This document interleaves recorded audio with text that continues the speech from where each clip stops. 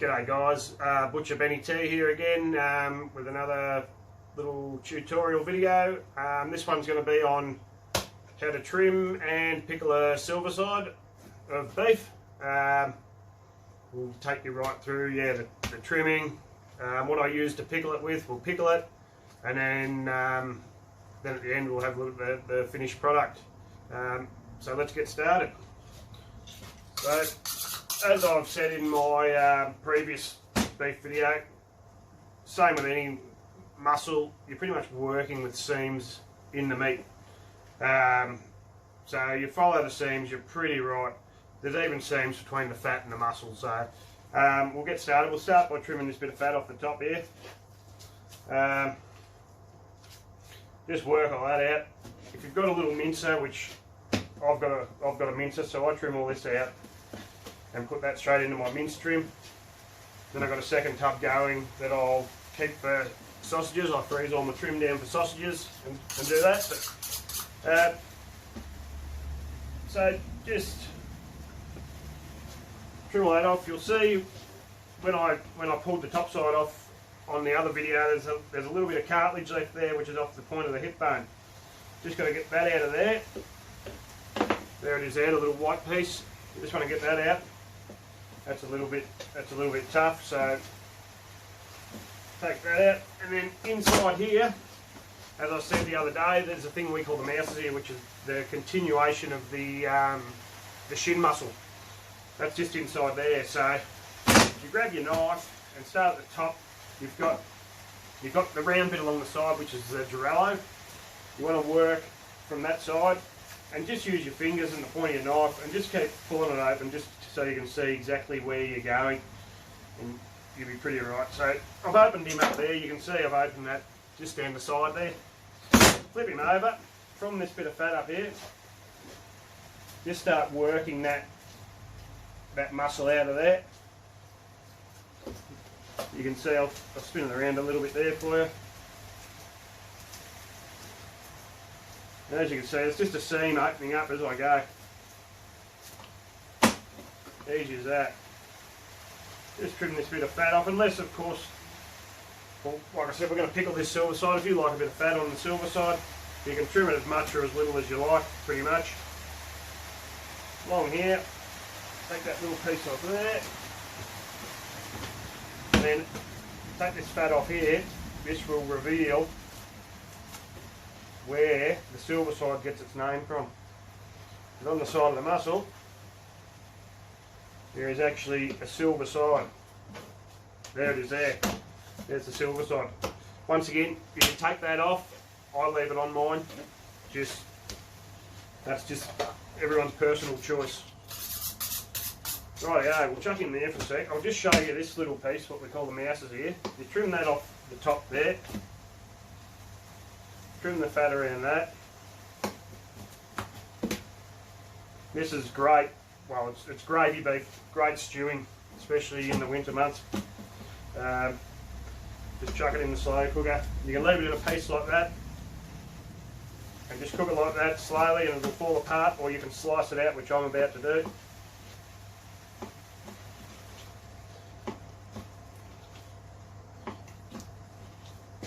Just slice that out. There it is. That's your gravy beef. Chuck him to the side. This little bit of tendon at the back there, trim that out, chuck that away. Rightio. With your Silverside, you want to, anything you're going to trim off before you pickle it should be trimmed off now. So I trim the tail off a fair bit because I keep that tail bit when you cook it up with your Silverside. You can't really get a good slice out of it. So I take a good generous piece off there, then I'll square this up. That's mainly from being a shop butcher, because once you've pickled it, you sort of can't do much. You can't do much with it if you're trimming it, so you don't want to be trimming anything after it is pickled. Just grab that. You can dice that up in the diced, or once again, I'm just going to mince that. So I'll chuck him under there, that can go under there. Trim that bit of fat off there. Like that. And that's about as good as I'll trim my silverside up before I pickle it. There it is. I leave all the fat on because I actually want a bit of fat on the silverside. So now we'll move on to mixing the pickle. Rightio, so now we move on to mixing up our brine for our silverside. You only need 3 components to the brine. The first one's a cure. I use a pineapple cure. I've used it for 20 years. I find it to be the best. You just follow the instructions on the packet. You'll find that's for a 45 kilo block. I'm going to be pickling 2 silversides, so I've quartered that. So I use 125 grams of that. Then we move on to our salt. Once again, a quarter of that. So I'll use 1.125 kilos of the flossy salt. Flossy is probably the best, but you can use any salt, cooking salt, whatnot. But I prefer the flossy salt. And then you'll need 11.2 litres of water, which I mix up in this knapsack, which I've got. It's dedicated only to doing my silversides and pickled legs of the mutton and whatnot. It's just a simple firefighting knapsack with a pump handle. Put all your stuff in there, mix it up with the water till the salt and cure have dissolved. And then it just works through. You can just buy these needles here from any butcher suppliers, and it just goes down. It's got all these little holes in it which pushes the brine into the meat.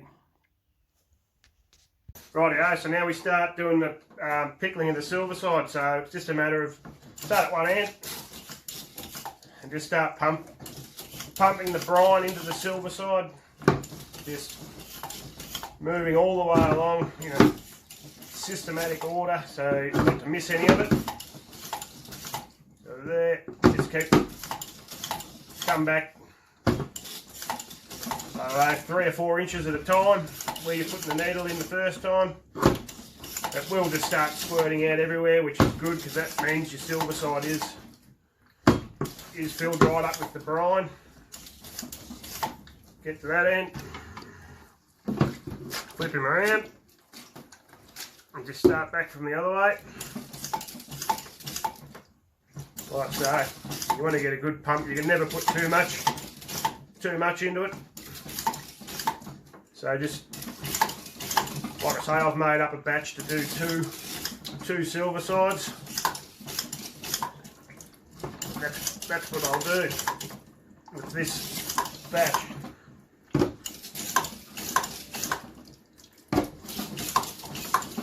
You can see now it's starting to, as I'm pumping it in, it's starting to come out, so the meat is filling up with the brine. There's not much to it. Just pump him up.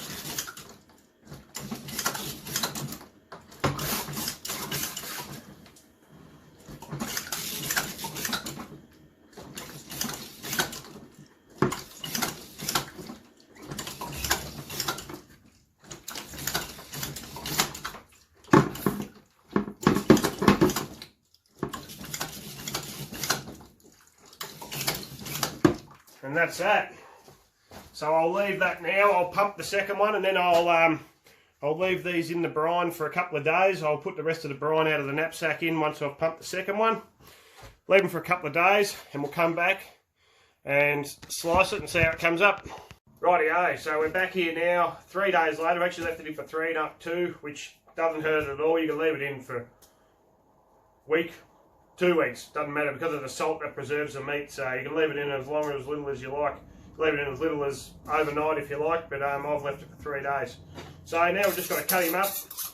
So I'm going to cut this into four pieces, so it's just straight through the middle and there. But you can cut it up into as many as you like. So just straight across there.